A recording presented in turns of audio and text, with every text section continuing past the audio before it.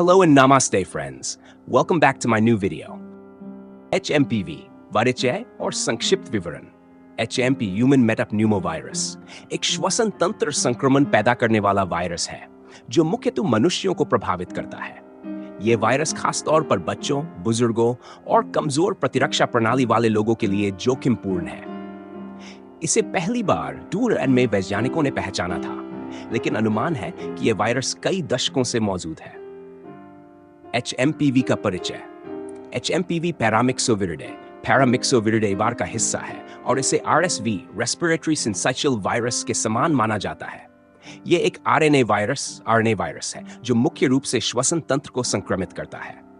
यह वायरस निम्न और ऊपरी दोनों श्वसन तंत्र संबंधी रोगों का कारण बन सकता है, जैसे साधारण सर्दी जुकाम से लेकर ब्रोंकाइटिस और निमोनिया तक।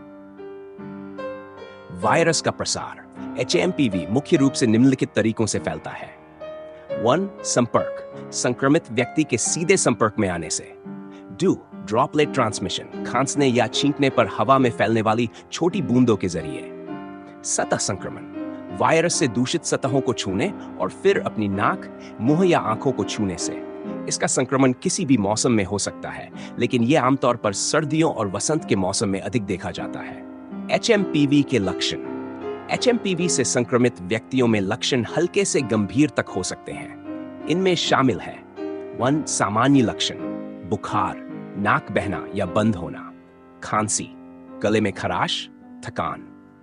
2. गंभीर लक्षण, विशेषकर बच्चों और बुजुर्गों में, सांस लेने में कठिनाई, घरघराहट, निमोनिया, ब्रोंकियोलाइटिस। कुछ मामलों में संक्रमण इतना गंभीर हो सकता है कि रोगी को अस्पताल में भर्ती होने की आवश्यकता पड़ती है। रोग के प्रति संवेदनशील समूह। HMPV वायरस हर उम्र के लोगों को प्रभावित कर सकता है, लेकिन निम्नलिखित समूह विशेष रूप से संवेदनशील होते हैं। 1. शिशु और छोटे बच्चे, उनकी प्रतिरक्षा प्रणाली पूरी तरह विकसित नहीं होती। बुजुर्ग, उम्र बढ़ने के साथ प्रतिरक्षा प्रणाली कमजोर हो जाती है। प्रतिरक्षा प्रणाली से कमजोर लोग, जैसे कैंसर, HIV या अन्य रोगों से पीड़ित व्यक्ति। 4. पुरानी बीमारियों से ग्रस्त लोग, जैसे दमा, हृदय रोग या फेफड़ों की बीमारियां। HMPV का निदान शारीरिक लक्षणों और मेडिकल हिस्ट्री के आधार पर किया जाता है। हालांकि इसकी पुष्टि के लिए विशेष परीक्षणों की आवश्यकता हो सकती है, जैसे 1. PCR टेस्ट, वायरल RNA की पहचान के लिए। 2. रैपिड एंटीजन टेस्ट, जल्दी परिणाम के लिए। 3. सीरोलॉजिकल टेस्ट, एंटीबॉडी की पहचान के लिए।